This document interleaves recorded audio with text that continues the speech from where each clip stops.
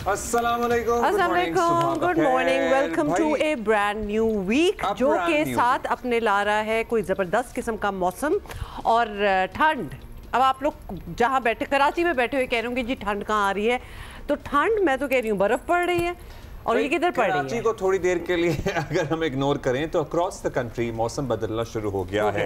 हमारे यहाँ के डायनामिक्स कुछ और हैं। आई गेस जितने अरसे से आपका और हमारा साथ है, हमने काफ़ी दफ़ा ये बात आपके साथ शेयर की है कि कराची में अक्टूबर का महीना जून के बाद गर्म तरीन महीना तस्वुर किया जाता है, क्योंकि हमारे यहाँ जुलाई, अगस्त, बहुत सितंबर भी बहुत मॉडरेट होता है, बहुत अच्छा होता है, बड़ा खुशगवार मौसम होता है। सो जब आप लोग गर्मी में झुलस रहे होते हैं, हम पुरसुकून ही होते हैं। हाँ, लेकिन the tables have been turned, आप कह सकते हैं। फिलहाल कालाम और मालम जब्बा के कुछ विजुअल्स आपको दिखाना चाहते हैं, जहां पहाड़ों पर मौसम सरमा की पहली बर्फबारी अंदाजा करें हो चुकी है already as we speak. Chitral के मुख्तलिफ पहाड़ों पर भी पहली बर्फबारी हुई है। सवात, मानसेरा और वजीरिस्तान में मतलब बारिश हुई है, बारिश भी है। भिंबर और मुज़ाफ़ाती इलाकों में तेज आंधी के बाद बारिश हुई है। लाहौर में बारिश हुई है, इस्लामाबाद में बारिश हुई है। और ये जो बारिश हो रही है ना, इसके बाद हमारे दोस्त हमें बता रहे हैं कि हवा में खुनकी और सर्दी की खुशबू, I'm not liking it. हाँ, सर्दी की खुशबू जो होती है ना, I am borderline jealous. I stated on national television. हो रही है और रात के टेम्परेचर जरा कम होना शुरू हो गए हैं। Yes, so I just got visuals from Islamabad this morning और it looked beautiful और बताया मुझे यही जा रहा था कि मौसम जो है, ये लें जी इस्लामाबाद भी आ गया आपके सामने और बताया यही जा रहा है। एक खुशबू भी होती है। अच्छा, जब मौसम बदल रहा होता है ना, चेंज ऑफ सीज़न पे एक खुशबू भी बदल जाती है और आपको इनफैक्ट उससे पता चल जाता है कि मौसम जो है बदल रहा है। So while we are here, हम ज़रा गर्मी ही एक्सपीरियंस कर रहे हैं and we are used to it now, लेकिन बाकी मुल्क में मौसम बदलना शुरू हो गया। अच्छा, मुबारक हो जी। रात को कराची में भी बाज़ इलाकों में बारिश की इत्तलात हमें मिल रही थी, क्योंकि यहाँ समुंदर में एक तूफान बना हुआ है जिसके असरात कुछ यहाँ देखे जा रहे हैं। मेरे यहाँ तो नहीं हुई, हुमाकियाँ भी नहीं हुई। नॉर्थ नाज़िमाबाद में ऑल्दो, औरंगी टाउन, बल्दिया टाउन, बफर जोन में बारिश हुई है और अच्छी बारिश हुई है। सो उसके अलावा बलोचिस्तान में चमन समेत कई इलाकों में गर्द आलूद हवाएँ चली हैं और लोग जिनको अस्थमा वगैरह सांस की तकलीफ है, उनकी मरज़ की शिद्दत में इजाफा हो गया है। फिर लसपेला में गरज चमक के साथ मूसलाधार बारिश हुई है। शिमाली बलोचिस्तान में सर्दी की गैर मामूली लहर आ गई है। तो ये वो जगह है जहाँ इस मौसम में मौसम बदलना स्टार्ट हो जाता है, इस महीने में रादर अक्टूबर में हम we do start expecting things like that. तो अच्छा, ये समुंदर में जो बगोला या व्हाटएवर बना हुआ था जिसकी वजह से कराची में बारिश हुई है, शक्ति है ना इसका, क्या इसी तरह शक्ति ही था। ये हमने फ्राइडे को हमने बात भी की थी। Abdullah, isn't it ironic and kind of unfair कि आप समुंदर के मुंह पे रह रहे हो और बारिश आपके यहाँ ना हो, मतलब कि कहीं इधर उधर हो जाए। तो this is, I felt cheated a little bit के एक्सपेक्टेशन तो हमारी भी थी। आप शक्ति से दुआ करें, आप महफूज रहें। नहीं, आप शक्ति से करें दुआ, हम अल्लाह से करेंगे। नहीं, मतलब शक्ति से आप महफूज रहें। अच्छा, इंशाल्लाह सारे ही महफूज रहें वैसे तो। Okay, so these are the visuals, just enjoy them while they last और look at the greenery. Abdullah please ये तो ना मिस करो। हाँ, अच्छा, अभी आगे बढ़ते हैं। मौसम के शॉट्स थे। अच्छा, ये कि मौसम ने करवट बदलना शुरू कर दी है। करवट ले ली है। करवट बदलना क्या होता है? करवट ले लिए। हाँ, करवट बदलते भी हैं वैसे लोग, सीधे हो तो उल्टे हो जाते हैं, उल्टे हो तो सीधे। गाना याद आया बहुत जोर का, लेकिन वी विल करवटें बदलते रहे। Exactly, तो वो भी होता है, वो भी होता है बिल्कुल। But anyway, forget that because we have something else जिस पे कोई गाना फिट नहीं आ रहा। और हुआ ये है, वो आ रहा है जवाद अहमद वाला, तुम जीतो यार, हमें तुमसे प्यार है। तो वुमेन वर्ल्ड कप के अहम तरीन मुकाबले में इंडिया पाकिस्तान से तो जीत गया, I hope you know that. और स्पिरिट ऑफ क्रिकेट लेकिन जो है एक दफ़ा फिर जो है वो मारी गई, क्या हार गई, पामाल हो गई। कोलंबो में खेले गए मैच के आगाज में ही नजर आ गया था कि कोई किसी खुशफहमी में ना रहे। इंडियन क्रिकेट में सियासत जो है वो अब पूरी तरह शामिल हो चुकी है और ये रविश वो तोड़ने वाले हैं नहीं, और यही सब कुछ हुआ जो पहले हुआ था। लेकिन एक आउट जो दिया बिल्कुल वो बड़ा ही अजीबो गरीब किस्म का, इनफैक्ट अभी तक सोशल मीडिया पे उसकी बात हो रही है। अपेरेंटली ये देखें जी, इधर देख लें आप, and she is very much in line, और इसको आउट कर दिया गया। अब ये किस तरह हुआ, क्यों हुआ? I think let's go to our experts and let's talk. ऐसा लग रहा था कि सर पहले से किसी ने ज़हन बनाया हुआ है पहले से, और ये हमारे मैच मेंस क्रिकेट में भी इस किस्म की चीज़ें हुई हैं, यहाँ भी ये हुआ। अब हमें ये नहीं पता कि how it would have change the result of the match itself, लेकिन ऐसी जब चीजें होती हैं ना, स्ट्रांग प्लेयर, इन्होंने साउथ अफ्रीका के खिलाफ सेंचुरियां बनाई थी, so it could have you know any, it can be anybody's game, anybody's day as well, and specially when you can see कि वो आउट नहीं है लेकिन उसको आउट दे देना, and we saw that before as well. एक spirit तो आपकी डाउन हो ही जाती है। और हमारा क्या मामला चल रहा है ये भी समझ नहीं आ रही ना कि क्या डीलिंग उधर हुई है, इफ एनी। भट्टी साहब हमारे साथ हैं, अब्दुल माजिद भट्टी साहब। भट्टी साहब, सबसे पहले तो ठीक है, वी लॉस्ट और ठीक ठाक मार्जिन से हमने लूज किया, ऑल्दो हमारी ही लड़कियों में 81 भी बनाया है सिद्रा अमीन ने। लेकिन मुनीबा अली का आउट की पहले बात कर लेते हैं, टाइम कम है हमारे पास। बताएं आपको क्या लगा, क्या हो रहा था वहाँ?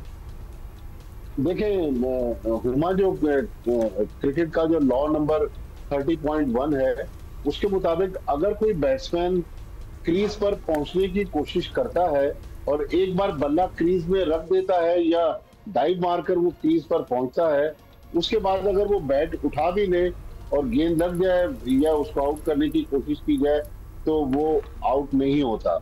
लेकिन यहाँ लग रहा है कि मुनीबा जो है वो थोड़ी सी गलती कर गई हैं, लेकिन एक्सपर्ट्स जो हैं वो बेहतर इसमें बताएंगे। लेकिन एक नेगेटिव आई से अगर आप देखें तो मेरे ख्याल में अंपायर ने दुरुस्त फैसला दिया था। मुनीबा ने मेरे ख्याल में थोड़ा सा गेम की अवेयरनेस कम थी या टीम मैनेजमेंट ने। अच्छा, वैसे भट्टी साहब, help us understand for all those, जाहिर है कुछ लोगों ने नहीं भी फॉलो किया होगा, फॉर ऑल दोज हम कल रात से इसको फॉलो कर रहे हैं, देख रहे हैं, इस पे बहुत सारे सोशल मीडिया पे पैगामात भी आ रहे हैं। आप हमें एग्जैक्टली बताइए क्या हुआ और जो बहुत सारे लोगों को एतराज़ है वो क्यों हो रहा है फिर? देखिए, लग ऐसे रहा है कि मुनीबा ने टहलते हुए क्रीज से बाहर निकली और बैट ऊपर उठा लिया, जिससे उनको शायद अंदाजा नहीं था कि अभी गेंद डेड भी हुई और फील्डर ने थ्रो करके उनको आउट कर दिया। तो बज़ाहिर तो ये लग रहा है कि वो आउट थी, लेकिन अब जाहिर है वहां पर देखिए भट्टी साहब, यही तो सारी बात है कि पहले उनको नॉट आउट ही दिया था, उसके बाद फिर आउट पे हुआ, तो यानी अंपायर को जो नजर आ रहा था उसको तो नॉट आउट ही लगा। देखिए, जो टीवी अंपायर थी उन्होंने भी बहुत सारे एंगल्स देखने के बाद आउट दिया। जाहिर है पाकिस्तान इंडिया का मैच था, उसकी हसासियत तो अपनी जगह मौजूद थी और पाकिस्तान में एक बड़ा टोटल चेस करने जा रहा था। मुनीबा पाकिस्तान की मेन प्लेयर थी, तो प्रेशर तो यहाँ बिल्ड हुआ। लेकिन बज़ाहिर मुझे तो लग रहा है कि मुनीबा को अंपायर ने दुरुस्त आउट दिया, क्योंकि अभी तक अगर गलत आउट होता तो आईसीसी की तरफ से या मैच रेफरी की तरफ से कुछ ना कुछ इस पे आ जाता। तो वैसे भट्टी साहब, अब हम एक्सपेक्ट नहीं करते इतना कि आईसीसी या मैच रेफरी की तरफ से कुछ आएगा बाद में, लेकिन यहाँ एक फुटनोट मैं जरूर देना चाहती हूँ वो पीपल हु आर वाचिंग, कि हमारे एक्सपर्ट भट्टी साहब जो हैं उन्होंने फौरन अपनी एक्सपर्टीज से ये बता दिया कि वो आउट ही था। You would never expect that, I am sorry, in India. India में अगर सही होगा गलत होगा वो फिर भी कहेंगे कि हमारा सही था। Help us understand the scenario. मैं आपको दोबारा बता रहा हूँ, जब गेंद गिराई गई, मुनीबा ने शॉट खेली, उस वक्त से हमें बताएं क्या हुआ और फिर क्यों ये बाज लोगों को मुतनाज़े लग रहा है। देखें, अगर इसको आप पहले स्क्रीन पर दिखा सकें तो मुनीबा ने उनको लगा कि शायद गेंद डेड हो गई है, टहलते हुए वो देखें क्रीज से बाहर निकली है और उनका बल्ला थोड़ा सा ऊपर उठता है। ये देखें तो इसी दौरान फील्डर ने उनकी गलती का फायदा उठाते हुए गेंद को विकेट को हिट कर दिया और टेलीविजन अंपायर ने फिर उनको आउट करार दिया। तो मेरे ख्याल में थोड़ी सी प्लेयर में गेम की अवेयरनेस भी होनी चाहिए थी। देखिए, ये मुनीबा का आउट होना यकीनी तौर पर पाकिस्तान के लिए बड़ा नुकसान था, लेकिन ओवरऑल हमने जिस तरह की कल क्रिकेट खेली वो तो चले, हमने एक इंडिया हमसे मजबूत टीम थी, बड़ी टीम थी, लेकिन जो बांग्लादेश के खिलाफ हम 129 रन पर पहले मैच में आउट हुए, मेरा ख्याल में वो नाकाबिले कबूल है।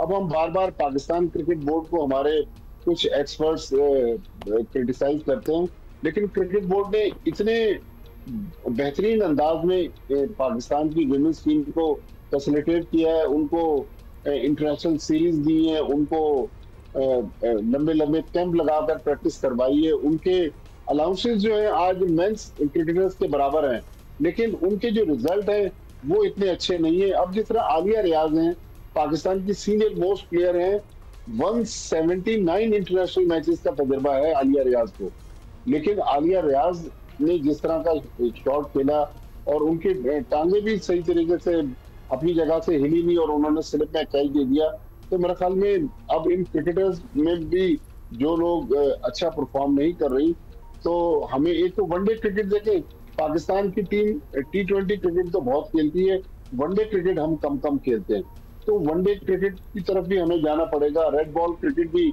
पाकिस्तान में You're right, भट्टी साहब, हमने भी ये नोटिस किया है कि ओडीआई के लिए शायद वो स्टेमिना, वो ड्राइव और वो प्लानिंग हमारी नहीं है। वो नज़र भी 2 मैचों में आना स्टार्ट हो गई है।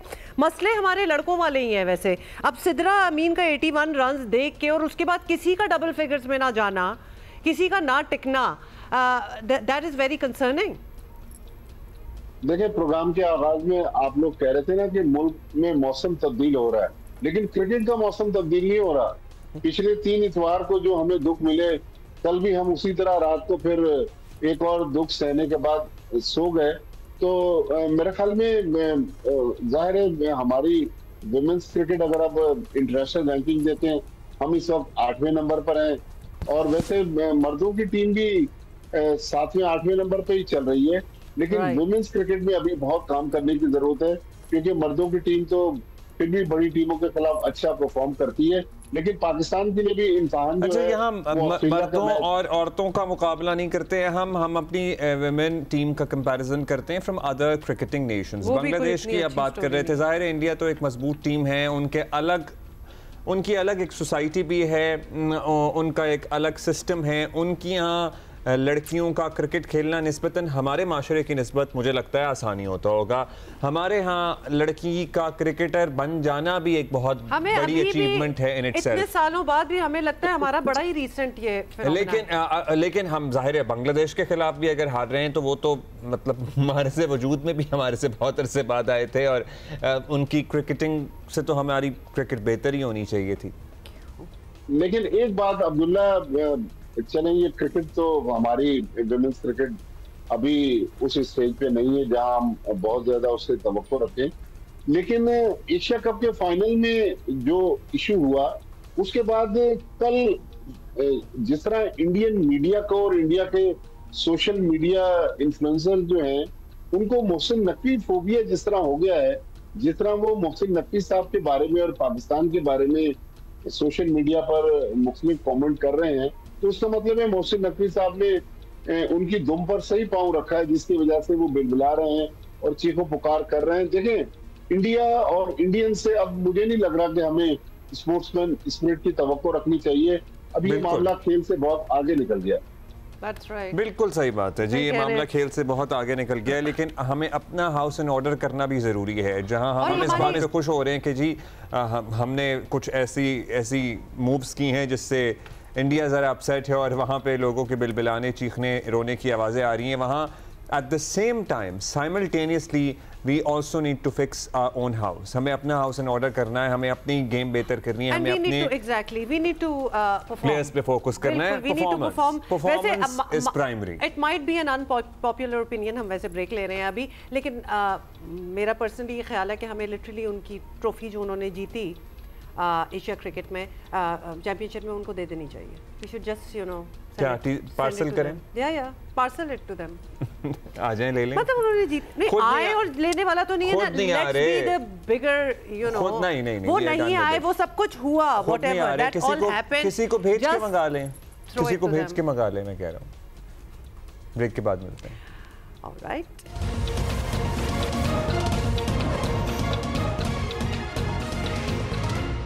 सिंध और पंजाब हुकूमत के दरमियान लफ्जी जंग वीकेंड पर भी नहीं रुकी। इल्जामात और जवाबी इल्जामात और ज्यादा तुंदो तेज हो रहे हैं। देखिए, यही तो सारी बात है कि वो पीछे से बात चली आ रही है, जो कि बात शुरू में इतनी कोई बिग डील लग नहीं रही थी, लेकिन वो इतने बयानात हो चुके हैं कि अब वो काफी बड़ी बात हो गई है और इस बार मामला खुद खत्म होता नजर भी नहीं आ रहा। पाकिस्तान पीपल्स पार्टी और मुस्लिम लीग नून 2022 से आपको पता ही है हुकूमती इत्तेहाद में हैं और इस दरमियान छोटी मोटी बातों पर इख्तलाफात नज़र आते रहे हैं, लेकिन नवाज शरीफ साहब और जरदारी साहब की इंटरफेरेंस पर ख़त्म भी हो जाती हैं ऐसी बातें। लेकिन इस बार बिलावल और मरियम नवाज खुद मैदान में हैं, तो कौन समझाएगा, ये भी बहुत बड़ा सवाल है। इसलिए ये मामला ज़्यादा संजीदा लगता है और इस इशू की इब्तदा तो बिलावल साहब से सैलाब मुतासरीन के लिए बेनज़ीर इनकम सपोर्ट प्रोग्राम इस्तेमाल करने से शुरू हुई थी, आप लोगों को याद होगा, लेकिन फिर बात बढ़ती चली गई। यस, और हुआ क्या, मरियम नवाज का लहजा गैर मामूली तौर पर जारहाना भी नजर आया। थोड़ा सा reminder of what all has been said so far. और मुझे अफसोस है इस बात का कि पंजाब के ऊपर जब तबाही आई और पंजाब जो है सैलाब से निमट रहा था, तो उस वक्त वो 3 प्रेस कॉन्फ्रेंसेस करके पंजाब का मजाक उड़ा रहे थे, झूठ बोल रहे थे, ये नहीं हो रहा, वो नहीं हो रहा, ऐसे नहीं हो रहा। 3 प्रेस कॉन्फ्रेंसेस रोज होती रही, मैं चुप रही, क्योंकि मैं लड़ाई में उलझना नहीं चाहती। मेरा हर लम्हा 24 घंटे मेरे पंजाब के अवाम की खिदमत में मैं बिजी होती हूँ, मेरे पास इधर उधर की सोच का टाइम नहीं होता।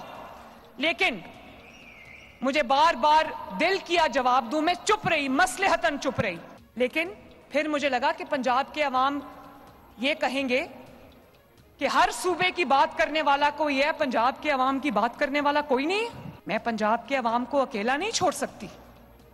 बात करोगे तो जवाब मिलेगा और जोरदार जवाब मिलेगा। पीपल्स पार्टी की तरफ से इसका जवाब दिया जा रहा है। कल भी सिंध के सीनियर वजीर शजील मेमन ने एक तफसीली न्यूज़ कॉन्फ्रेंस की, वजीर आला पंजाब को जवाब भी दिया, मुबाहिसे की ऑफर भी की और पीपी के बहाने वफाक को निशाना बनाने का इल्ज़ाम भी पंजाब हुकूमत पर लगाया। इनडायरेक्टली टारगेट पीपल्स पार्टी हो रही है, लेकिन असल टारगेट उनका जो वफाकी हुकूमत खुद है। जो उनके आपसी इशूज़ हैं प्राइम मिनिस्टर साहब के साथ या वफाकी हुकूमत के साथ, उसको हमारी आड़ में शायद इसको सेटल करने की कोशिश की जा रही है। नया एक चैप्टर खोल देते हैं, कोई सूबायत शुरू कर देते हैं, कोई सारी चीज़ को शुरू करते हैं, और फिर आपने कहा कि जी तकीर में जी कि मेरे पैसे मेरी मर्जी, मेरा पानी मेरी मर्जी। यार ये कोई बात है कहने की? इस तरह की मैं 100 रिसोर्सेज कह सकता हूँ कि भाई मेरा पोर्ट मेरी मर्जी, मेरा कोयला मेरी मर्जी, मेरा गैस मेरी मर्जी, मेरी बिजली मेरी मर्जी, कभी भी नहीं कहूँगा। पब्लिक को दिखाने के लिए चंद जुमले और असल में हकीकत और ये अब ज़्यादा नहीं चल सकता। तो बराए मेहरबानी आप रियलिस्टिक रहें, एक पॉइंट पे बहस करनी है, जिस प्लेटफॉर्म पे बहस करनी है मैं आपको बताऊँ, आज प्लेटफॉर्म पे बहस करनी है। अच्छा, सारों ने कुछ ना कुछ कहा। मेयर कराची जो है वो कहते हैं जो रवैया है इनका, ये could be performance anxiety. Now what he meant, ये देख लें। पंजाब हुकूमत प्रेशर में है इस वक्त, और प्रेशर में ये बयानबाजी चलती है। मैं तो उनको, मरियम नवाज साहिबा को भी, मरियम औरंगजेब को भी और अज़मा बुखारी को भी फूलों का गुलदस्ता भिजवाना चाहूँगा कि रिलैक्स यार, टेक इट ईजी। बुरा वक्त आता है, तकलीफ़ आती है, उस तकलीफ़ में आप चीज़ों को डिफ्लेक्ट करने की कोशिश नहीं करते, किसी एयर कंडीशन जगह पर खड़े होके तकरीर नहीं करते, आवाम के दरमियान बैठ कर उनको गले लगाते हैं, प्यार करते हैं। इन चीज़ों पर फोकस ना करें, वो अपने काम पर फोकस करें। इस वक्त कार्डियोलॉजी और बसेस फोकस नहीं है। इस वक्त जो पंजाब का किसान है ना, उसको परेशानी और ख़तरा लाक है कि क्या मैं नवंबर के महीने में अपनी गंदुम को काश्त कर पाऊँगा या नहीं कर पाऊँगा। अच्छा, वज़ीर इत्तलात पंजाब अज़मा बुखारी ने फौरी जवाब दिया, मुबाहिसे का चैलेंज तो कबूल किया ही, लेकिन साथ ही वफाकी हुकूमत को निशाना बनाने वाली बात का जवाब भी एक और इल्ज़ाम से दिया। कहा कि बिलावल भुट्टो वज़ीर ख़ारजा होते हुए अपनी जमात समेत वफाकी हुकूमत और वज़ीर आज़म की जड़ें खोखली कर रहे थे। और भी बहुत सी बातें उनकी प्रेस कॉन्फ्रेंस में भी सामने आई। अच्छा, अब वो इतनी अंदर की ग्रीवेंसेस निकली हैं कि थोड़ी सी कंफ्यूजन भी हो गई है ना कि what did, who meant what. अच्छा, तो हम इस पे बात कर लेते हैं बिल्कुल। और हमें इस वक्त वज़ीर बल्दियात सिंध, सीनियर रहनुमा पाकिस्तान पीपल्स पार्टी के सईद गनी साहब हमारे साथ मौजूद हैं। बहुत शुक्रिया आपका गनी साहब, वज़ीर मेहनत भी हैं, अफरादी क़ुव्वत भी हैं, बहुत शुक्रिया। सईद गनी साहब बताइएगा, व्हेन पीपल्स पार्टी से कि ये असल निशाना तो वफाकी हुकूमत है, शहबाज शरीफ साहब की हुकूमत है, तो इसका मतलब यही हम अखज़ करें कि आपकी अगर पंजाब के साथ चपकलिश बढ़ी तो आप वफाक में अलहदा हो जाएंगे और इस पार्टनरशिप को तोड़ देंगे, और किस तरह इसको हम डिसाइफर करें? क्या करेंगे? अगर मुझे थोड़ी सी इजाज़त दें, मैं देखें जो बात जहाँ से शुरू हुई है ना, वो दौर में ये फरमा रही थी कि 3 प्रेस कॉन्फ्रेंसें की गई और पता नहीं तनकीद की गई, मैं चुप रही। मैं आपसे गुजारिश करूँगा कि सैलाब जब शुरू हुआ तो चेयरमैन बिलावल भुट्टो ज़रदारी साहब ने पंजाब के कुछ इलाकों का विजिट भी किया, उन्होंने मीडिया से बात भी की, सैलाब मुतासिरीन से मुलाकात भी की। आप वो तमाम की तमाम उनकी जो बात थी मीडिया के साथ वो निकाल लीजिए और उसमें से मुझे कोई ऐसी चीज़ बता दें जिसमें उन्होंने तनकीद की हो पंजाब हुकूमत की कारकर्दगी पर, मरियम नवाज़ की कारकर्दगी पर। उन्होंने तारीफ़ की, उन्होंने प्राइम मिनिस्टर से अपील की कि बहुत बड़ा नुकसान हुआ है और आप इसमें मदद करें। और उन्होंने ये कहा कि जिस तरह सूबा सिंध में जब बहुत बड़ा सैलाब आया तो हमने बैनुल-अक़वामी बरादरी से मदद तलब की, इसलिए की कि क्लाइमेट चेंज के नतीजे में जो नुकसानात हो रहे हैं उसका सबसे बड़ा मुतासर अगर कोई मुल्क है तो वो पाकिस्तान है, और जो क्लाइमेट चेंज के असबाब हैं उसमें जो जिम्मेदारान हैं वो बहुत बड़ी बड़ी ताकतें हैं, हम उसके जिम्मेदार नहीं हैं। तो जो ताकतें इसकी जिम्मेदार हैं, जो ममालिक इसके जिम्मेदार हैं, वो हमें कंपनसेट करें। उसके लिए फंड भी बनाया गया है, इंटरनेशनल कम्युनिटी ने फंड कायम किया है कि जो क्लाइमेट चेंज की वजह से जो मुल्क मुतासर होंगे उनकी वो मदद करेंगे। अब अगर वो ये कह रहे हैं कि भाई आप अपना जो कंपनसेशन क्लेम करें या इमदाद दें उनसे ताकि अपने लोगों की मदद की जा सके, इसमें मुझे बताएं कि वो कौन सी बात है जो किसी को बुरी लगनी चाहिए। मैं आपको एक और चीज़ याद कर रहा हूँ कि जब सूबा सिंध में सैलाब आया ना, बहुत शिद्दत के साथ सैलाब था, मैं खुद मीडिया से गिला कर रहा था कि हमारे सिंध में इतना बड़ा सैलाब आ गया और पता नहीं आप वो छोटी छोटी चीज़ों में उलझे हुए थे कि जी किसी ने ये नहीं खाया जेल के अंदर तो सेब नहीं खाया, तो किसी ने दाल नहीं खाई, किसी ने चावल नहीं खाया, जो पीटीआई के लोग जेल में पड़े थे। मीडिया वो दिखा रहा था पूरा पूरा दिन और हम उनसे गिला करते थे कि भाई यहाँ पे लाखों लोग मुतासर हो गए, आप ये मीडिया पे क्यों नहीं दिखाते हैं ताकि लोगों को पता चले कि क्या हुआ सुबह से में। यहाँ काम उल्टा है। अब अगर ये बात किसी को बुरी लगी है कि हम कह रहे हैं कि जी वो लोग मुतासर हैं, किसानों की फसलें तबाह हो गई हैं, उनकी मदद की जानी चाहिए, तो मैं इसको तनकीद नहीं समझता हूँ। मैं ये समझता हूँ कि हमने वहाँ जो मुतासरीन थे हमारे भाई हैं, हमने उनके साथ इज़हार हमदर्दी की और हमें करनी चाहिए। ये कोई बुरी बात नहीं है, हमें करनी चाहिए। हमें अगर कहीं अपनी जेब से भी कुछ देना पड़े तो हमें देना चाहिए उनका, इसलिए मुश्किलात का शिकार है। अब उसको अगर कोई अपने ऊपर तनकीद लेता है, नेगेटिव चीजों में लेके जाता है, साहब वो सब कुछ तो ठीक है, and understandable, we get it, आपने उसकी बैकग्राउंड भी बता दी। लेकिन बात अगर यहाँ तक आ जाए कि कल शर्जील मेमन साहब जो ये कह रहे हैं कि एक्चुअली ये जो सारे स्टेटमेंट्स आ रहे हैं मरियम नवाज साहिबा की तरफ से ये वफाक की तरफ डायरेक्टेड है, what did he actually mean? क्या मतलब है कि वो चाहती हैं कि इत्तेहाद टूट जाए, वो वफाक में कैपिटल में कोई रिप्लेसमेंट चाहती हैं? मतलब शर्जील मेमन साहब का इतनी बड़ी बात कह देने की बैकग्राउंड क्या है?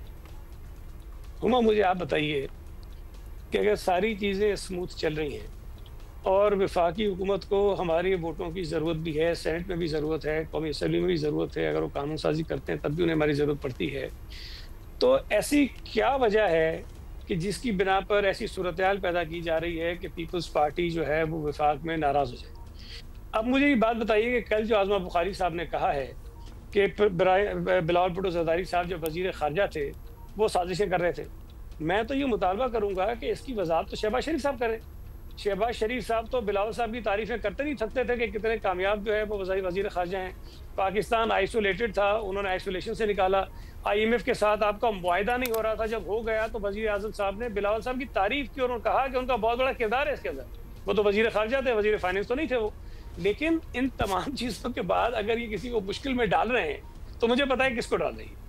अब ये मैं वज़ीर आज़म से बात कर रहा हूँ कि उसकी वो वजाहत वो करें कि क्या बिलावल साहब ने उनके खिलाफ साजिश की है, तो क्या साजिश की है। अब वज़ीर आज़म साहब क्या करेंगे, बताएं कि वो पंजाब की हुकूमत को झूठा करार देंगे या बिलावल साहब की जो कारकर्दगी उसकी तारीफ करेंगे? अच्छा, आपको लगता है कि ये नहरों वाले मामले से बात दिल में थी और अब मौका हाथ आया दोनों ही सूबों के लीडरान के, तो बात जो है वो खुल गई है? क्योंकि नहरों वाले मामले पे इनिशियली तो मुतज़ाद खबरें भी आ रही थी ना कि टॉप सतह पे इत्तफाक है, फिर वो एहतजाज, फिर वो सारा कुछ, और वो मामला वहीं ख़त्म हो गया और इस वक्त पंजाब की तरफ से कोई स्टेटमेंट या कोई रद्द अमल नहीं सामने आया। आपको लगता है कि ये वो ग्रज भी है अंदर जो अब निकला? हो सकता है, मैं उसमें कुछ नहीं कह सकता उनके दिल में क्या है, लेकिन अब्दुल्ला इसमें भी देखें, मैं समझता हूँ कि उनको शायद अंडरस्टैंडिंग चीज़ों की नहीं है। चीफ मिनिस्टर साहबा ये फरमा रही हैं कि मेरा पानी मेरी मर्जी। भाई आपका पानी नहीं है, पानी हमारा भी है। आपकी सिर्फ हुकूमत है, ना पंजाब आपका है, ना पानी आपका है, ना पैसा आपका है, आपकी पंजाब में हुकूमत है, आप उसकी बात कर सकती हैं। पानी पे जब ये सारा हो रहा था, जब ये बात करते थे कि जी हम पंजाब का पानी लेंगे, तो उस वक्त भी हमारा स्टांस ये था कि उस वक्त भी पंजाब में पानी की किल्लत थी जब ये नहरें बनाने की बात हो रही थी। कोई 39% या पता नहीं इतनी कमी थी पंजाब में उन दिनों में भी। हम ये पूछ रहे थे कि भाई इस वक्त 39% आपकी शॉर्टेज है, आप नए कैनाल निकालेंगे तो हमें सिर्फ ये बता दीजिए कि पंजाब अपना पानी कहाँ से निकालेगा। या तो एक हो सकता है कि जो आपकी आबाद ज़मीनें हैं उनका पानी आप बंद कर देंगे, बहुत सारे डिस्ट्रिक्ट आपके जो आबाद है वो बंजर हो जाएंगे, उनकी ज़मीनें ख़राब हो जाएंगी। या तो आप ये कहें, आप कह रहे हैं नहीं हम अपने पानी पे कहाँ से देंगे आप पानी। हमें इसके खदशा है कि देखें हम लोअर रायपेरिन हैं, हमारे पास पानी आखिर में पहुँचता है और हम मुतासरीन हैं, हम पता नहीं दहाइयों से मुतासरीन हैं, हमारे पास पानी की कमी होती जा रही है। अगर आप कोई ऐसा प्लान बनाएंगे, प्रोजेक्ट बनाएंगे जिससे हमें ये खदशा पैदा हो जाए कि हमारा पानी कम होगा, तो हमें इस पर बात करनी चाहिए भाई। हम क्यों नहीं करेंगे बात इस पर? और पीपल्स पार्टी नहीं कर रही थी, पूरी सूबाई जो सूबे के लोग हैं वो कर रहे थे, हर सियासी जमात कर रही थी, PMLN जो सूबा सिंध में वो बात कर रही थी। तो ये तो कोई अजीब सी बात है कि आप उसको लेके बैठ गई हैं, लेकिन उस पर हम फिर भी बात करें कि अगर आप समझती हैं आपका पानी, आई एम सॉरी, पानी उनका नहीं है। पानी पे सबसे पहला हक जो होता है वो जो टेल एंडर्स होते हैं उनका होता है, और टेल एंड पे सूबा सिंध है, हमारा पहला हक है पानी पर। हमारे पानी को आप पहले पूरा करेंगे, उसके बाद अपने पानी की बात करेंगे। ओके चलिए, ये तो हो गया। अब how are we going ahead with it? अब इतने कॉन्वर्सेशन हो गई, इतनी बयानबाजी हो गई, अब इस नहज पे बात पहुंच गई है कि अगर मुस्लिम लीग नून और पीपल्स पार्टी के दरमियान मामलात इस हद तक आ जाते हैं कि आप वफाकी हुकूमत से अलहदा हो जाएंगे, आपको लगता है ये बात इतनी बड़ी है कि उस तरफ जा सकती है, या फिर आपको लगता है ये बीच में ही फिजल आउट हो जाएगी? और अगर होती है तो क्या माफिया तलाफियां होंगी बीच में? How do you see it ending? देखें, ये जो पॉलिटिकल इस तरह की लड़ाई झगड़े हो जाते हैं ना, उसमें कोई ये नहीं होता कि कोई आगे मेरे पैर पकड़ेगा या मैं जाके इसी के पैर पकड़ूंगा। कहीं बैठ के कोई चीज़ हो जाती है, शायद वो चुप कर जाएंगे, हम चीज चुप कर जाएंगे, जो गलत फहमियां उनके दिमाग में है शायद उसको अभी तक नहीं हुआ गनी साहब, अभी तक तो फ्रेश स्टेटमेंट्स आ रहे हैं। नहीं, इसमें भी देखें बड़ी इंटरेस्टिंग चीज़ है। आप देखें कौमी असम्बली में, सेनेट में इनके जो लीडर्स हैं वो क्या कह रहे हैं। वो तो कह रहे हैं कि जी नहीं, लेकिन वो कहते हैं कि गलत हो रहा है, इसको खत्म करना चाहिए। वो मीटिंग्स करते हैं, पंजाब की हुकूमत में बैठे हुए लोग जो अगले दिन फिर कुछ और कह देते हैं। इसका मतलब ये है कि प्रॉब्लम जो शर्जील कह रहा था, जिस पर इनको बहुत ज्यादा परेशानी हो रही है, इसका मतलब प्रॉब्लम कहीं और है।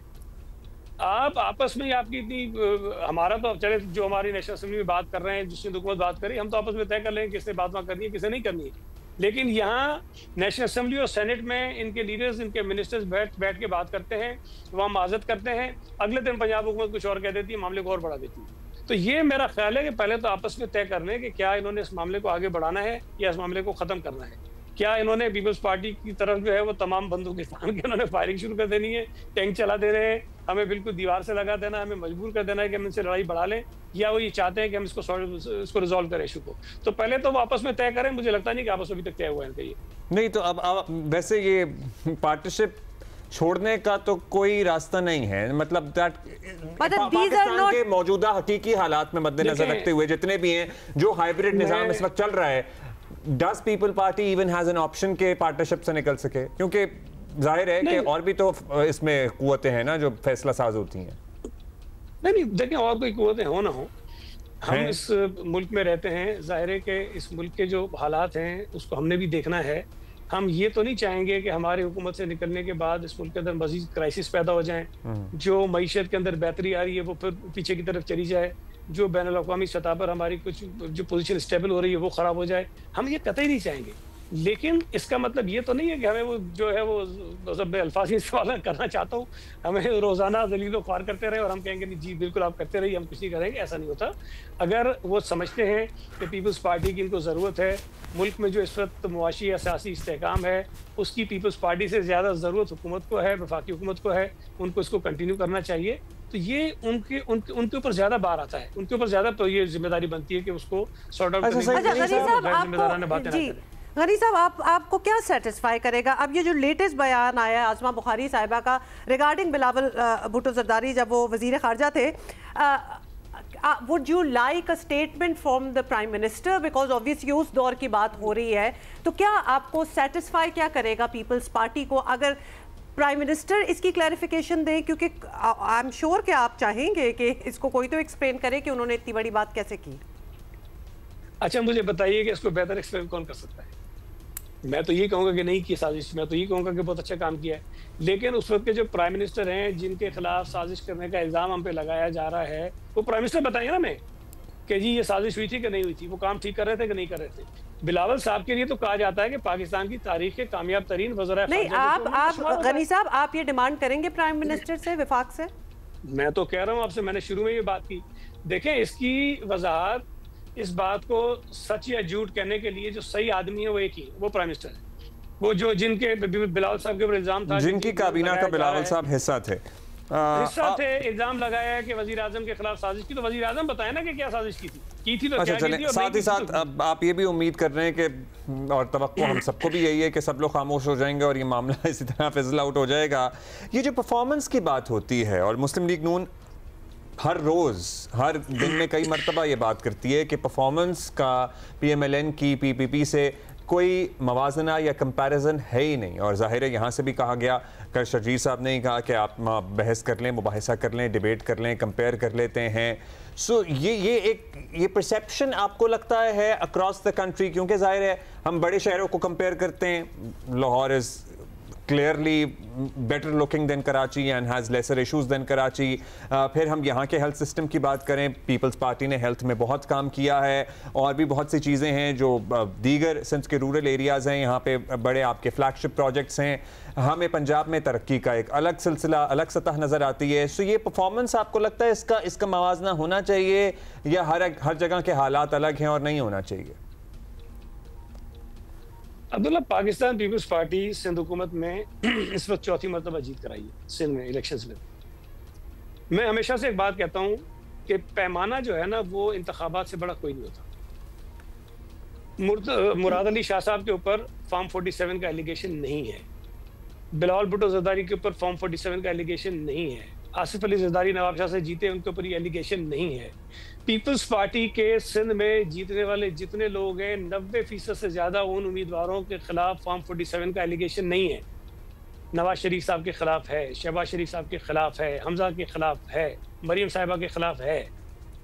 अगर तो सूबा सिंध के लोग पीपल्स पार्टी को हर इंतखाबात में पहले से ज़्यादा वोट भी दे रहे हैं और पहले से ज़्यादा सीटें भी दे रहे हैं, तो मेरे लिए यही बात इत्मीनान बख्श है कि जी हमारा काम शायद ठीक है। हो सकता है, मैं ये नहीं कहता हूँ कि 100% सारी चीज़ें ठीक है, इश्यूज बिल्कुल हैं, हमें मजीद काम करने की ज़रूरत है, हमें मजीद बेहतरी लाने की ज़रूरत है, कारकर्दगी शायद हमारी अप टू द मार्क ना हो, लेकिन जो सूबा सिंध के अक्सरियती लोग हैं वो पीपल्स पार्टी से मुतमईन हैं, हमारी कारकर्दगी से। मगर गनी साहब, एक ये भी हकीकत है कि पीपल्स पार्टी पंजाब में जो एक पार्टी हुआ करती थी वाइप आउट हो गई, और आपको लगता है कि कैसे हुई? अब्दुल्ला, परफॉर्मेंस पे नहीं हुई है, 40 साल लगे हमें वहाँ से निकालने में, मार पड़ी है हमें, हर इंतखाबात में हमें हरवाया गया है, हर इंतखाबात में, ये सबको पता है। अगर ये प्लान करके तय किया गया था कि पीपल्स पार्टी को पंजाब में नहीं आने देना और मार के हमारा हशर कर दिया वहाँ पे, उसके बाद भी अगर कहीं मौजूद है तो ये पीपल्स पार्टी है, कोई और होती तो नाम लेने वाला भी कोई ना होता।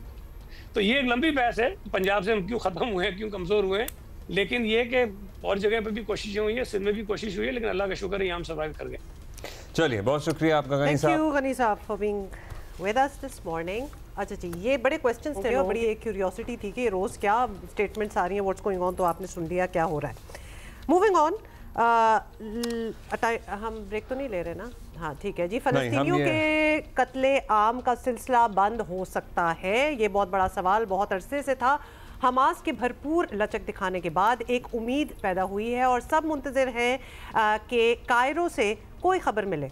अब हो ये रहा है कि हमास और इजराइल के बिलवास्ता मुज़ाकरात आज से इजिप्ट में जो है वो शुरू होंगे, और हमास की जानिब से ट्रंप अमन मुआहदे के जुज़वी नुकात जो हैं वो मशरूत तौर पर तस्लीम करने के ऐलान के बाद इस सीज़ फायर की एक उम्मीद जो है वो नज़र आ रही है कि actually it might just go forward. और जाहिर, लेकिन इजरायली बमबारी जारी है, नहीं वो नहीं रोक रहे, वो वहाँ अमन की बातें कर रहे हैं, वहाँ बमबारी हो रही है। 67,000 फ़लस्तीनियों की अब तक जान जा चुकी है, मज़ीद की जान बचाई क्या जा सकती है, ये बड़ा अहम सवाल है। कल जारी होने वाले पाकिस्तान, सऊदी अरेबिया, तुर्की, उर्दन, मुत्तहिदा अरब अमारात, इंडोनेशिया, कतर और मिस्र के वज़ीर ख़ारिजा के मुश्तरका बयान में अमरीकी सदर की जानिब से गज़ा जंग के ख़ात्मे से मुताल्लिक़ तजवीज़ पर हमास की मुस्बत रद्द अमल का खैर मक़दम किया गया है। मुश्तरका बयान में हमास की जानिब से गज़ा का इंतज़ाम माहिर टेक्नोक्रेट्स पर मुश्तमिल अबूरी फ़लस्तीनी इंतज़ामी कमेटी के सुपुर्द करने की पेशकश का भी खैर मक़दम किया गया है। उधर सदर ट्रंप भी पुरुम्मीद नज़र आते हैं। वाइट हाउस एक इसराइली सहाफ़ी को तसल्ली भी दे रहा था। क्या कहा था ये ज़रा देखें। Who you with? Channel 14 Israel. My name is Libby. Well, it's a great deal for Israel, and it's a great deal for everybody. And you want to get your hostages back, right? You want them back, or do you not want them back? And it's a great deal for Israel. It's a great deal for the entire Arab world, Muslim world, and world. So we're very happy about it. Thank you so much. When do you think the hostages will start being freed? I think very soon. They're in negotiation right now as we speak. They've started the negotiation. It'll last a couple of days. We'll see how it turns out, but I'm hearing it's going very well. We don't need flexibility because everybody's pretty much agreed to it, but there'll always be some changes. But the Hamas plan, I tell you, it's amazing. You're going to have peace, if you think about it, peace in the Middle East for the first time in, they say, really, 3,000 years. So I'm very honored to be a big part of that. अच्छा जी, ये भी आपने सुन लिया और साथ ही आपको बता दें कि ट्रंप साहब ने तो ऑब्वियसली 3000 साला मसला ख़त्म कराने के लिए इजिप्ट की जानिब देख रहे हैं। बाकी दुनिया की नज़रें भी इसी तरफ हैं, जहां हमास, इजराइल और अमेरिका के वफूद जो हैं वो गज़ा जंगबंदी मुआहदे को हतमी शक्ल देने के लिए जमा हो रहे हैं। अच्छा, वहाँ फ्लोटेला का क्या हो रहा है वो भी आपको बता दें कि समोज फ्लोटेला के मुसाफिरों को गैर कानूनी तौर पर गिरफ्तार करने और गज़ा पर मुसलसल बमबारी जारी रखने वाले इजराइल से खैर उम्मीद तो बिल्कुल नहीं की जा सकती, लेकिन ये इम्कान ज़रूर है कि ट्रंप किसी ना किसी तरह नेतन्याहू को मना ही लेंगे। वज़ीर दिफ़ा ख़ाजा आसिफ समझते हैं कि गज़ा में अमन हो तो फ़लस्तीनियों की जान छूटने के साथ नेतन्याहू से भी जान छूटने का चांस बनेगा। You really think कि ऐसा हो सकता है? बहुत से लोगों का वैसे तज्ज़िया सुन लें। चले जी, ये भी आपने सुन लिया। मतलब एक उम्मीद ही की जा सकती है, लेकिन ऐसी जो एंटिटीज़ होती हैं ना, इस किस्म की पर्सनैलिटीज़, वो बड़ी मुश्किलों से ख़त्म होती है। डॉक्टर मलिया लोधी हमारे साथ मौजूद हैं, सीनियर सिफारतकार हैं, तज्ज़ियाकार हैं। बहुत शुक्रिया डॉक्टर साहिबा। डॉक्टर साहिबा, ट्रंप का गज़ा अमन प्लान जो कुछ दिन पहले तक नामुमकिन नज़र आ रहा था, अब हमास ने कुछ गैर मामूली लचकीबाज ज़राए तो कह रहे हैं दिखाई है, कुछ उम्मीद पैदा हुई है। आपको उम्मीद है काहिरा में जो मुज़ाकरात चल रहे हैं इनसे कुछ पॉजिटिव निकलेगा? फ़िलहाल तो जो इजराइल का इनिशियल रिस्पॉन्स आया है टू प्रेसिडेंट ट्रंप, वो तो यही है कि वो चाहते हैं कि जितनी जल्दी ये हॉस्टेजेस रिलीज़ हों, और उन्होंने ये भी शायद रज़ामंदी दिखाई है सदर ट्रंप के इस क्लेम को कि वहाँ पर विड्रॉल लाइन है, जो इनिशियल विड्रॉल लाइन होगी जहाँ से इजरायली फोर्सेस वापस जाएंगे, उन्होंने उस पर रज़ामंदी दिखाई है। लेकिन ये भी हमें याद रखना चाहिए कि इजराइल जो कहता है ज़रूरी नहीं है कि वो करता है, बल्कि उसका जो माजी है वो तो भरा हुआ है कि वो मुआहदे करते हैं, कमिटमेंट्स देते हैं, लेकिन फिर उन पे बिल्कुल अमल नहीं करते। तो अब देखना ये है कि जो अगला मरहला है, जो जाहिर है जब तक एक सीज़ फायर नहीं होता वो शुरू नहीं हो सकता, और उसके लिए हमास को भी एक्सेप्ट करना है ये जो इनिशियल विड्रॉल लाइन है, और फिर उसके बाद अगर सीज़ फायर हो जाता है तो फिर सीरियस मैं समझती हूँ कि नेगोशिएशंस, टॉक्स और मुज़ाकरात शुरू हो गए। डॉक्टर साहब, ये भी आपने वैसे बड़ी सही बात की है कि बहुत कुछ कह देता है, लेकिन उसके बाद ज़रूरी नहीं है कि वो उस पर अमल भी करें या माने अपनी बात को। इन एनी केस प्लीज़ आप हमारे साथ रहें, हम छोटी सी एक ब्रेक ले रहे हैं and we have some more questions for you.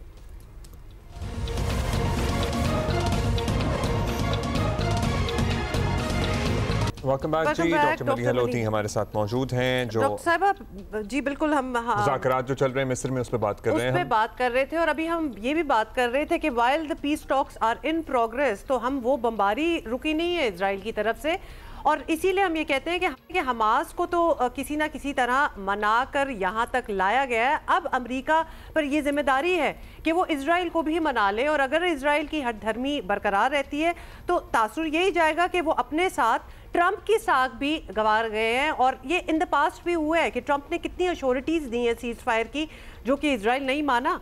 तो अब आपको क्या लग रहा है कि क्या एक्सपेक्ट किया जा सकता है इसके बाद?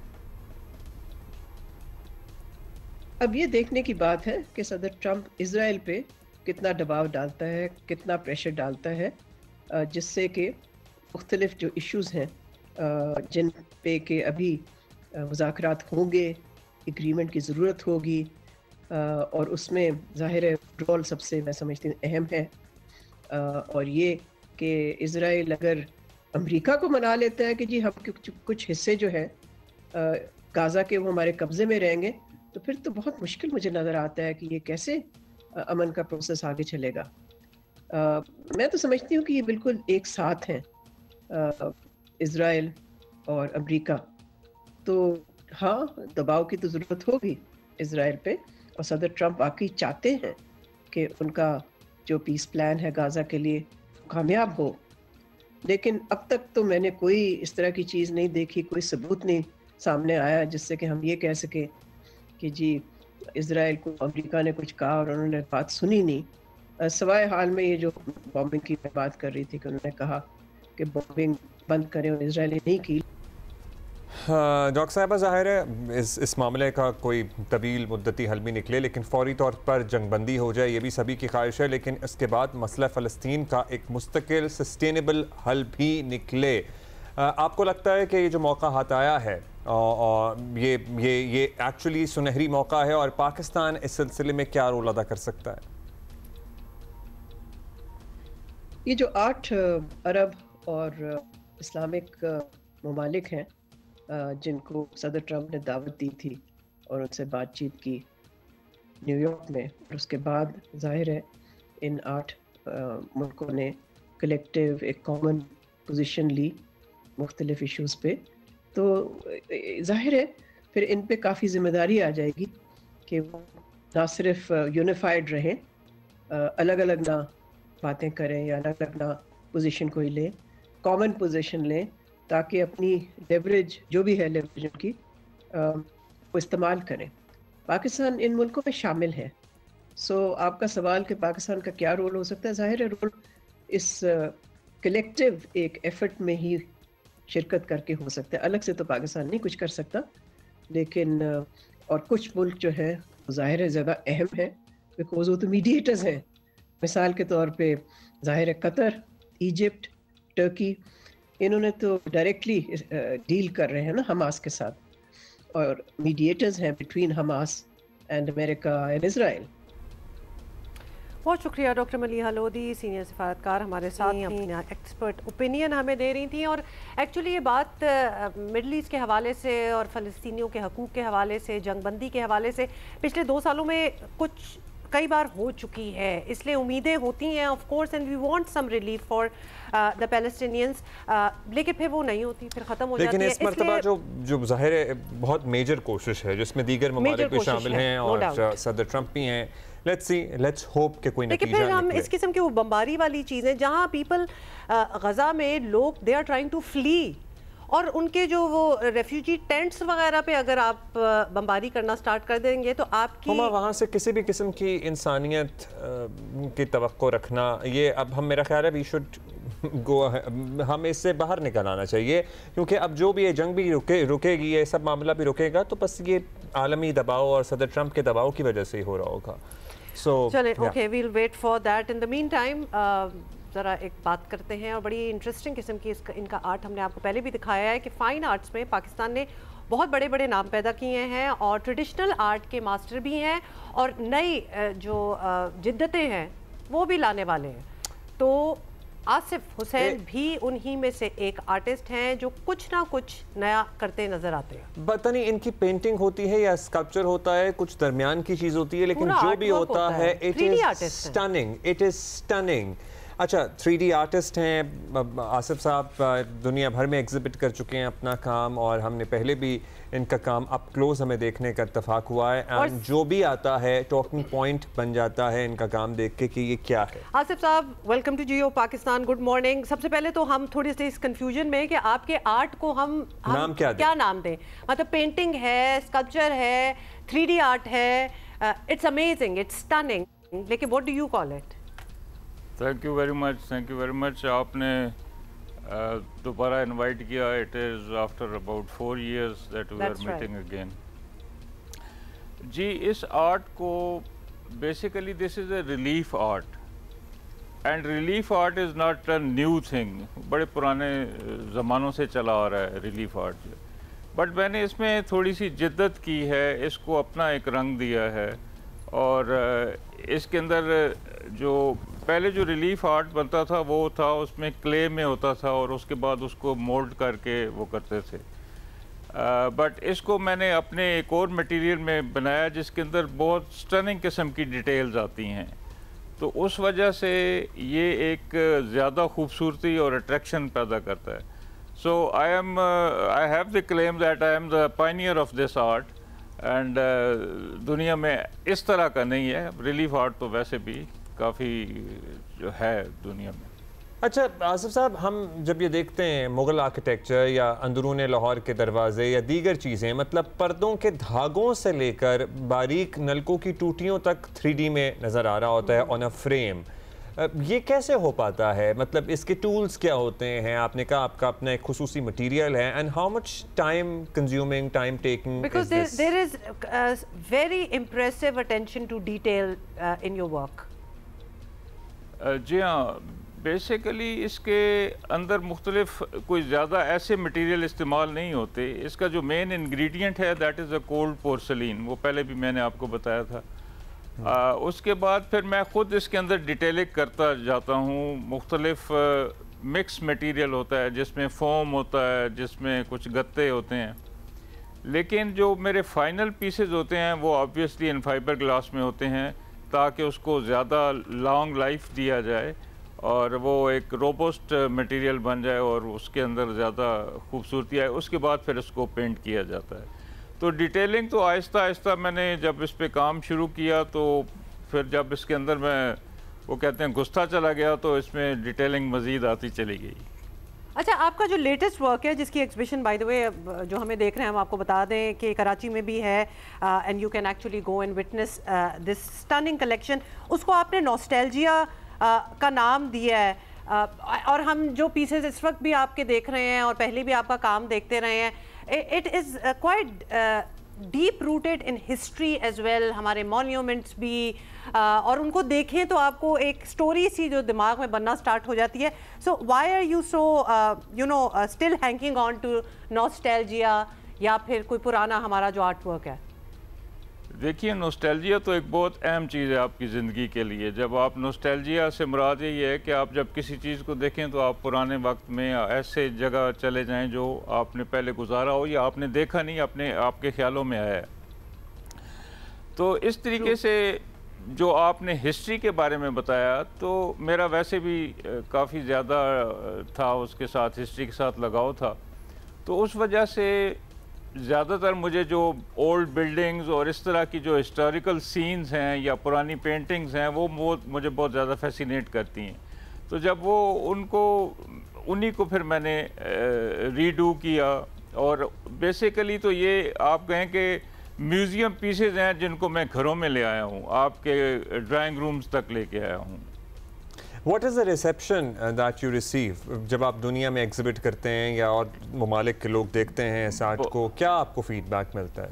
बहुत अच्छा, बहुत अच्छा। जैसे अब मैंने वर्ल्ड आर्ट दुबई में किया तो बहुत देवर अबाउट 400 आर्टिस्ट और 60 कंट्रीज़ के लोग थे। I was from Pakistan. तो बहुत ही इनकरेजिंग किस्म का वो मुझे मिला। और फिर मेरा एक इंटरनेशनल मैगज़ीन है, उसमें भी मेरा उन्होंने पूरा एक पेज पब्लिश किया। कराची में आपकी एग्जीबिशन कब है, कहाँ है सर? कराची में तो हो गई है। मैं अच्छा। डाची के उस पे प्लेटफॉर्म पे आया था, वो 4 और 5 को थी, यानी कल और परसों। कल चलिए, बट आपका इंस्टाग्राम पेज है, लोग आपसे आपके आज के बारे में मजीद वहाँ से मालूम कर सकते हैं। आसिफ हुसैन आर्ट के नाम से इंस्टाग्राम पेज है। और दूसरी चीज़ मैं एक और आपको अब्दुल्ला बताना चाहूँगा जी, मुख्तसर कि पहले तो मैंने कुछ क्लासेस ली थी ऑनलाइन, पेड क्लासेस थी, लेकिन अभी मैंने सोचा है कि इस आर्ट को लोगों तक पहुंचाया जाए। तो मेरा एक यूट्यूब चैनल है, उसके ऊपर मैं फिर इसको स्टेप बाय स्टेप हर चीज़ सिखाना कर रहा हूँ। That is such a great initiative कि आप स्टेप बाय स्टेप लोगों तक, बच्चों तक, नौजवानों तक ये आर्ट पहुंचाने के लिए फ्री लेसन्स भी दे रहे हैं। बहुत शुक्रिया आपका Asif Hussain sahab. That is all the time we have. Great contribution, great contribution. Subscribe करें ताकि उसमें जरूर सर। जबरदस्त। अच्छा जी, now you know way you can find the art and you can learn about it as well. अभी हम ले रहे हैं ब्रेक।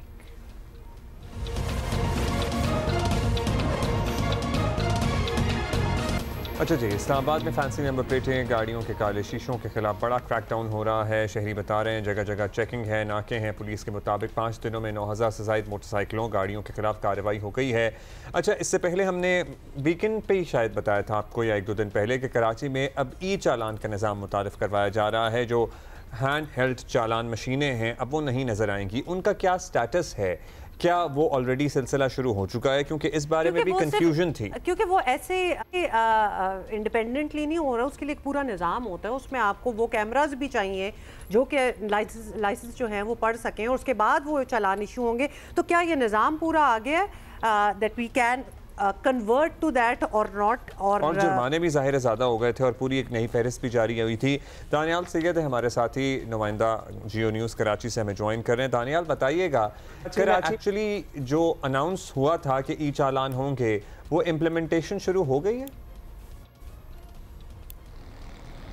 जी देखिए, बिल्कुल DIG ट्रैफिक पीर मोहम्मद शाह ने ये ऐलान किया था कि 1 अक्टूबर साल 2025 से फेसलेस चालान का बाकायदा तौर पर आगाज़ कर दिया जाएगा और इस हवाले से सितंबर के माह के अंदर मुख्तलिफ मकामात पर ट्रैफिक पुलिस की जानिब से मुख्तलिफ फलाही और समाजी इदारों के साथ मिलकर स्कूल और कॉलेजेस के बच्चों के साथ मिलकर भी कैंपेन चलाई गई कराची के मुख्तलिफ मकामात पर, जहाँ पर शहरियों को आगाही दी गई कि वो ट्रैफिक कवानीन की पासदारी करें। बसूरत दीगर अब उनकी सड़क के ऊपर उनका चालान नहीं होगा, बल्कि जो सेफ सिटी प्रोजेक्ट के तहत जो कैमरे लगाए गए हैं शहर के मुख्तलिफ मकामात पर, उनकी मदद से चालान होंगे और वो शहरियों के घर तक आएंगे। उसका क्या तरीक़ेकार होगा, क्या मुश्किलात होंगी, उन तमाम चीज़ों को शहरियों को उनकी आगाही फराहम की गई। लेकिन 1 अक्टूबर से हम देख रहे हैं कि ट्रैफिक पुलिस की जानिब से अब तक बाकायदा तौर पर फेसलेस चालान, ई चालान का जो है अब तक आगाज़ नहीं हुआ है और ट्रैफिक पुलिस हुकाम के ये कह रहे हैं कि मोहलत दी गई है मज़ीद शहरियों को और बाकायदा तौर पर जो ई चालान जिनका इजरा किया जाएगा उसके लिए चंद दिनों बाद एक नहीं। तो अगर ई चालान नहीं हो रहे तो क्या नॉर्मल हाथ वाले चालान हो रहे हैं या अभी कोई चालान ही नहीं हो रहा है शहर में? मतलब आपकी बात से ये लग रहा है कि जैसे अभी तो सिर्फ इंफॉर्मेशन ही दी जा रही है, लोगों को अवेयरनेस दी जा रही है, लेकिन अभी मामला शुरू नहीं हुआ। क्योंकि वो वाला कॉन्ट्रैक्ट भी हैंड हेल्ड मशीनों वाला जो था वो भी खत्म हो गया था ना? जी बिल्कुल, मुकम्मल तौर पर DIG ट्रैफिक ने जो ट्रैफिक पुलिस के एहलकार कराची के मुख्तलिफ सड़कों पर मकामात पर शहरियों को रोक कर खिलाफ कानून करने वाले शहरियों के जो चालान करते थे उनको भी अब मुअत्तल कर दिया गया है। और अब DIG ट्रैफिक का ये कहना है कि हालिया चंद दिनों में ही बाकायदा तौर पर एक तकरीब मुनक्किद होगी जिसमें ऐलान किया जाएगा और उस दिन से इस ई चालान का बाकायदा तौर पर आगाज़ किया जाएगा। लेकिन शहर में जिस कैमरों की मदद से ये ई चालान का आगाज़ किया जाएगा, सेफ सिटी प्रोजेक्ट के वो कैमरे होंगे, वो अब तक कराची शहर में महज चंद मकामात पर लगे हैं, रेड जोन के मकामात पर लगे हैं। जो हाईवेज़ हैं उन मकामात पर ये सेफ सिटी प्रोजेक्ट के कैमरे लगाए गए, लेकिन शहर के दीगर शाहराहों चौराहों पर जहाँ जहाँ पर ट्रैफिक पुलिस की चौकी थी उन मकामात पर अब तक सेफ सिटी प्रोजेक्ट के कैमरे नहीं लगे। तो यकीनी तौर पर जब तक ये कैमरे नहीं लग जाते उस वक्त तक ई चालान मुकम्मल तौर पर शहरियों को नहीं मिल सकेंगे। सिर्फ उन मकामात पर ही जो शहरी ट्रैफिक कवानीन की खिलाफ वर्जी करेंगे उनको ही चालान मिलेंगे जहाँ जहाँ पर ये सेफ सिटी प्रोजेक्ट के कैमरे अभी लगे हुए हैं। तो यकीनी तौर पर चंद माह मज़ीद इनमें दरकार है, लेकिन ट्रैफिक पुलिस हुकाम का ये दावा है कि चंद दिनों बाद एक बाकायदा तौर पर तकरीब मुनक्किद की जाएगी मदद से। चलो तो फिर बहुत शुक्रिया दानियाल, लेकिन कहने का मतलब ये है कि अब ये सिस्टम तो अगर अभी फौरन नहीं आया तो ये आ रहा है क्योंकि ऑब्वियसली उसकी अवेयरनेस फैला रहे हैं। अपनी तैयारी भी कर लेना, लाइसेंस अपने तरफ पूरे कर लें, पक्के कर लें। अभी आपको दोबारा से अपडेट देंगे वज़ीर आज़म के दौरे मलेशिया से मुताल्लिक, जहाँ उन्होंने अपने हम मनसब के साथ मुश्तरका प्रेस कॉन्फ्रेंस की है और मुख्तलिफ मुफाहमती याददाश्तों पर MOUs पर दस्तखत भी किए गए हैं, जिसके विजुअल्स आप इस वक्त स्क्रीन पर देख रहे हैं। अच्छा, तो वैसे तो ऑब्वियसली प्राइम मिनिस्टर का हर विजिट इम्पोर्टेंट होता है और this is also one of them, क्योंकि इतनी ज़्यादा चेंजेस दुनिया में, इतना कुछ हो रहा है जिसमें पाकिस्तान ने सडनली अपने आप को एक बड़े इंपॉर्टेंट और प्रोमिनेंट रोल में पाया है।